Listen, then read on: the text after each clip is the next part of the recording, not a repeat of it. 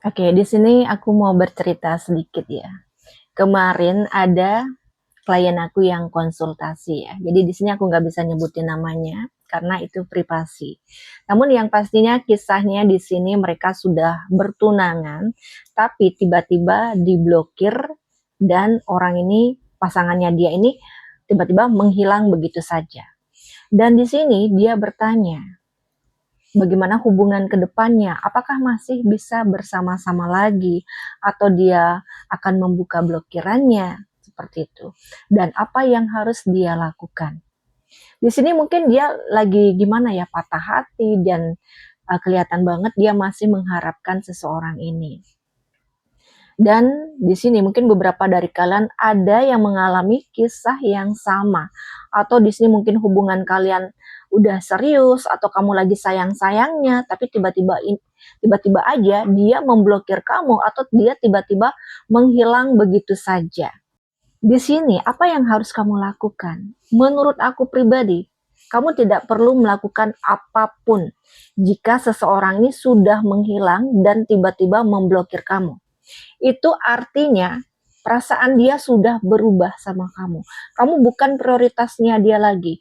Walau mungkin posisinya kalian sudah menjalin hubungan yang lama, bahkan ke jenjang yang benar-benar yang mau serius seperti itu.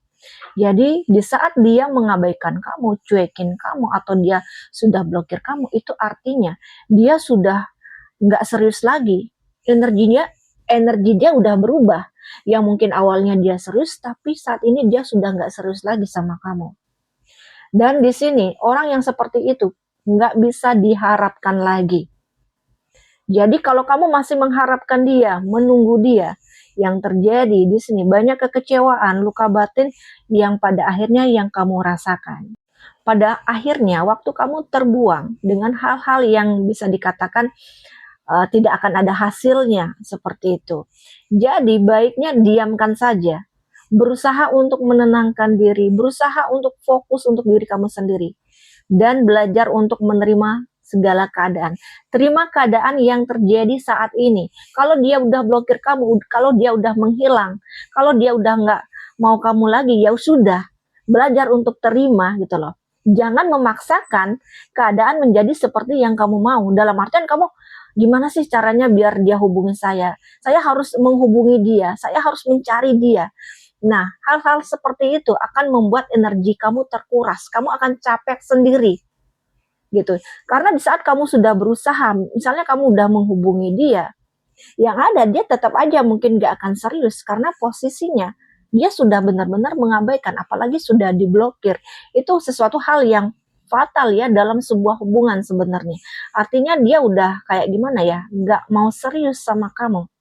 Karena logikanya aja, jika seseorang serius dengan diri kamu dalam sebuah hubungan, dia tidak akan sampai memblokir kamu, menghilang, dan bahkan istilahnya membuat kamu bertanya-tanya. Dia tidak akan melakukan hal itu, karena hal itu melukai perasaan kamu. Tapi jika sebaliknya, dia melakukan hal itu artinya di sini dia nggak benar-benar serius dalam sebuah hubungan. Jadi saat ini yang perlu kamu lakukan fokus untuk diri kamu sendiri. Belajar untuk terima, belajar untuk menerima, terima keadaan. Kalau kamu ingin nangis, nangislah kamu. Kalau kamu ingin teriak, teriaklah. Jadi luapkan apa yang kamu rasakan tanpa mengejar dia lagi. Jadi perbaiki energi kamu setelah kamu meluapkan apa yang kamu rasakan.